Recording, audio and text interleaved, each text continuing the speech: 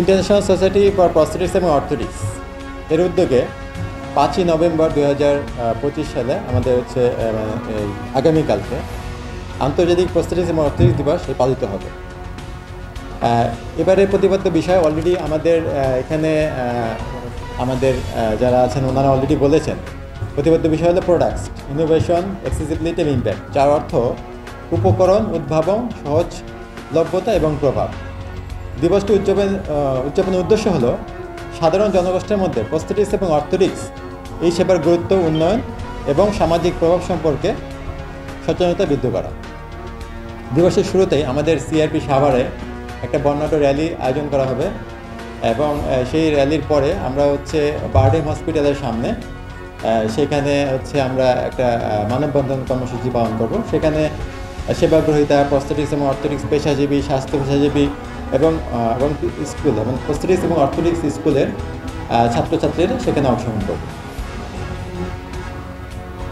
এরপরে বারডেম অডিটোরিয়ামে আমাদের স্বাস্থ্য খাতে প্রস্থেটিক্স এবং অর্থোটিক্স ভূমিকা শীর্ষক নামক একটি সেমিনারের আয়োজন করা হচ্ছে। সেখানে প্রধান অতিথি হিসেবে উপস্থিত থাকবেন বারডেম হাসপাতালের পরিচালক অধ্যাপক ডক্টর মির্জা মাহবুবুর হাসান এবং বিশেষ অতিথি হিসেবে থাকবেন সিআরপির প্রতিষ্ঠাতা এবং সমন্বয়কারী ভ্যালোরিয়ান টেইলর এবং তিনি সেই সাথে এই সেমিনারে সভাপতিত্ব করবেন। সেমিনারে আরও যেখানে বক্তারা যে জিনিসগুলো তুলে ধরবেন সে বিষয়গুলো হচ্ছে কৃত্রিম অঙ্গ প্রত্যঙ্গ এবং সহায়ক উপকরণের শুধু শারীরিক সক্ষমতাই নয়, বরং সামাজিক এবং পেশাগত জীবনের পুনর্বাসনের ক্ষেত্রে একটি কার্যকর মাধ্যম। প্রস্থেটিক্স এবং অর্থোটিক্স পেশাজীবীরা দেশের পুনর্বাসন ক্ষেত্রে গুরুত্বপূর্ণ অবদান রাখতে পারে, সে বিষয়ে আলোচনা করা হবে।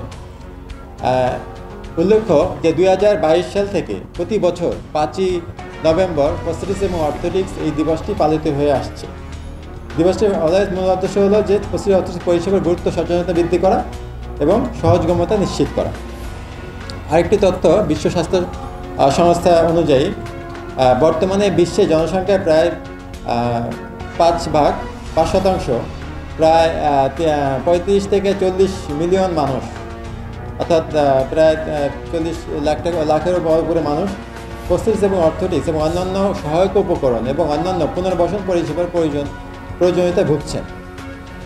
দ্রুত বর্ধনশীল জনসংখ্যা, অক্ষমতা ও অসংক্রামক রোগের হার বৃদ্ধির কারণে এই সংখ্যা ভবিষ্যতে আরও বাড়বে বলে অনুমান করা হচ্ছে। প্রস্থেটিক্স এবং অর্থোটিক্স সেবা দেশের এবং স্বাস্থ্যখাতে উদ্ভাবন এবং সহজলভ্যতা এবং মানবিক প্রভাব বিস্তারের মাধ্যমে প্রতিবন্ধী ব্যক্তিদের জীবনমান উন্নয়নে ভূমিকা রাখছে। এখন আমাদের র্যালিটা সাভার সিআরপিতে শুরু হবে সকাল 8:15 থেকে 9:30 পর্যন্ত। এরপরে আমরা মানববন্ধন কর্মসূচি পালন করব 11টা থেকে 12টা পর্যন্ত। হ্যাঁ, বারডেমের সামনে, এবং বারডেমের যে সেমিনারটা হবে সেটা হবে 12টা থেকে 1টা পর্যন্ত।